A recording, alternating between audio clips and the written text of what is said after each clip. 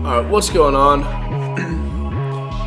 It's your boy, I love you, Connor. I'm gonna be talking to you guys about 5 things I wish I knew when I started producing, and 5 things every producer should know. Every beginner producer should know. That's what it's gonna be. Because these things, it's just taking me years to figure out, years of my time. And if I can save all of you guys that much time, that'll just better yourself like that. So let's fucking get into it. So the biggest problem I see right now with a lot of producers is their drum sounds, their drum kits, and drum choice.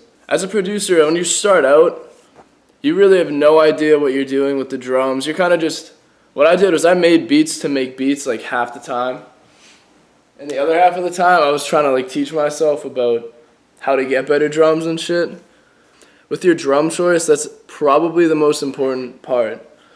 Because when you start out producing, you're kind of finding like some free drum kits that you find on some random websites.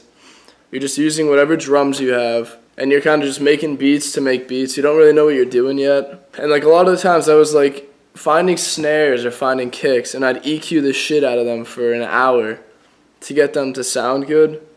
But I want to let you know, to get industry standard sounds, you don't need to waste your time doing that.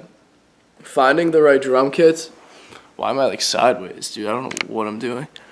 But finding the right drum kits and having them and using them is the most important thing, I think. If you get real fire drum kits, you don't have to EQ. You don't really have to touch the samples because they're already pre-processed too from other producers and stuff. That's most important part for drums. Is I spent a year and a half just not knowing about where to find drum kits and shit. And that just took so much of my time up. The second thing is paying attention to songs and details. So this is important, and the reason why I tell you guys this right now is because when you're listening to the songs, like say, if you know what Broke Boy by Playboi Carti is, that song has a lot of well-known drum sounds and even synth sounds from like Nexus. And when you listen to these songs, you kind of get familiar with these drum sounds. And that took me at least 6 months to really start getting a feel for these drums. It was first like the claps and snares. That's what I got familiar with first. Like when I first started listening to the kicks and 808s, I was like, how am I gonna tell what a rumble sounds like? Like a low end, just like brrr. Like you don't think that you're gonna like eventually know exactly what 808 that is, but you do. You pick up on that, you learn. And there's a bunch of different 808s. But like again, all these like industry standard sounds are samples that you barely have to touch. So that's another thing. You gotta just pay attention and keep learning and practicing, like getting used to basic hip hop, like trap drums and synths. Because a lot of the synths that people use, like a lot of other producers are using at the same time. It's good to get used to that too. But alright. Number three.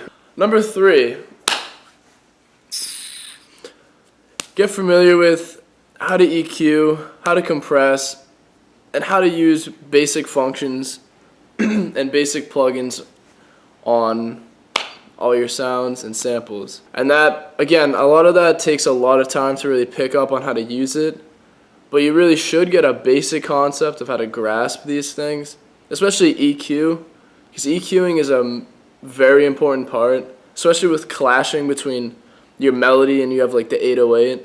Like that's probably the biggest problem I see with beginner producers is they don't know how to cut the low end out, or they just don't do it because they don't even think about it.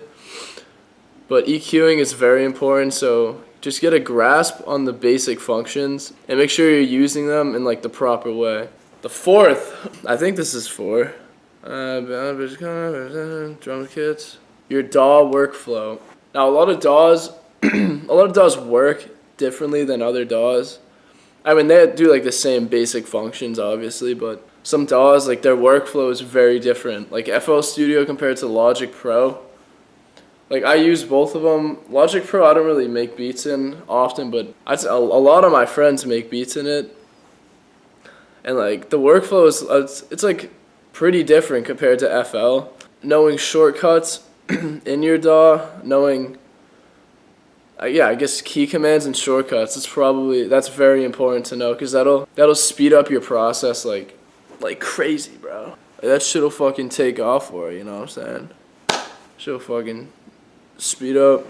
But yeah, so number 5, the last topic, I actually don't even know, so I'm gonna come up with one right now. Oh, you know what? Number 5 right now is gonna be the mindset and mentality to always push yourself to make better beats. Just always know that your beats can be 10 times better than they are. Because there's so many people I know right now who make beats, and I've talked to them in like 2 years later or something, and their beats sound the exact same, and they've not gotten better. Like, you can't be content with how they sound. Because like I've never been content. Like, my beats now, I feel like I'm finally getting a grasp and doing really good with like how to get my drums to hit like hard. And I know my melodies though are terrible. My melodies are fucking garbage. But that's something I'm working on. But just, you gotta always tell yourself like, yo, like, this is good. Like, I like what I did today, but tomorrow's gonna be 50 times better, you know what I'm saying? Just, yeah, you gotta just force it. You gotta tell yourself that, I mean, don't like shit on yourself. Don't tell yourself like, yo, like, dude, I fucking suck at producing, but I make beats.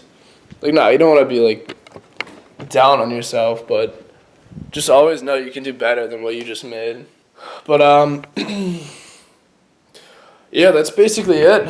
Just telling you guys a couple things I wish I knew, because all the things I just listed took me so long to get used to. And a lot of the things I talked about, like getting used to compression, like that stuff is gonna just take you time, but just start using it more and start practicing with it. Because eventually, in a couple months from now, or maybe a year, depends on the person, you'll just like you'll start hearing what the compression does, or hearing what EQ does, or hearing what limiting your master can do, anything like that. Just like simple stuff. Like, you'll eventually you'll just pick up on it and hear it. Dude, I'm fucking glowing, bro. This is gas. But yeah, that's basically it for the video. It's already 10 minutes, bro. Like, what? So yeah, dropping beats. I'm trying to come up with a good theme for my fucking logo. It's gonna be I Love You Connor. That's like my producer name, but I need like a logo. I'm doing something with like love, like I love you Connor, like heart or something. I think that'd be gas, so we're gonna do that.